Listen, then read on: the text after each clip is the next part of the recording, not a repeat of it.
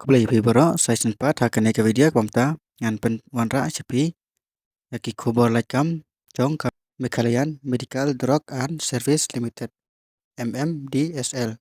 Tika kod online application yaki push storekeeper HR assistant but administrative assistant. Tiki jaka bantrei kandai hapo Shillong but Ribhoi district. Tika tarik ban submit yaki application form adu ka khanyu tarik Oktober arajar arpsau.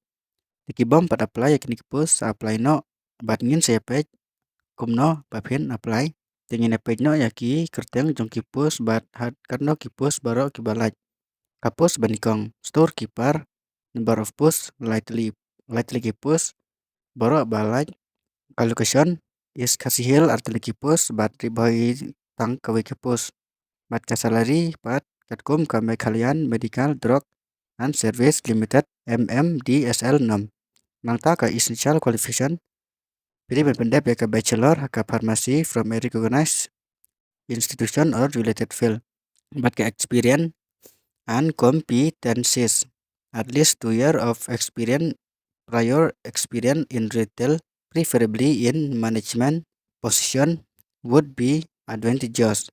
Advanced knowledge of MS Office Word Excel PowerPoint nangta ka post baar HR assistant number of post iway location kadai hapo Shillong ka salary katkum ka MMDSL 6 ka essential qualification master degree in human resource or related field. Pilih berpendap master degree hakono ka stream but ka experience and competencies. Arsnem ka experience kum HR assistant effective HR administration and people management skill. Bat pidai ban nang batho bat banang kakten Catholic kapus balai administrative assistant number of post iway location kadai hapo Shillong ka salary katkum ka MMDSL 6 essential qualification graduate in any field or related field.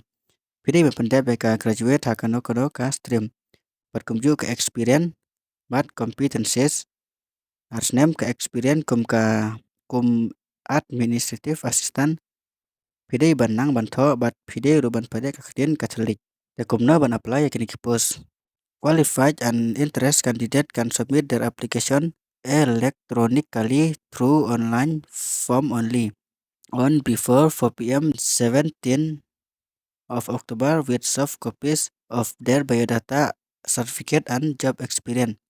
Pidai ban apply online haka form ngon sapu apo ka description below harangkat ki biodata ki jong fee ki certificate but ki job experience.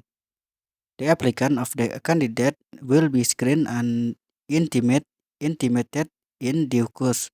Tetang kini kicing motif hak bedai bat kini kipus keblai sibon.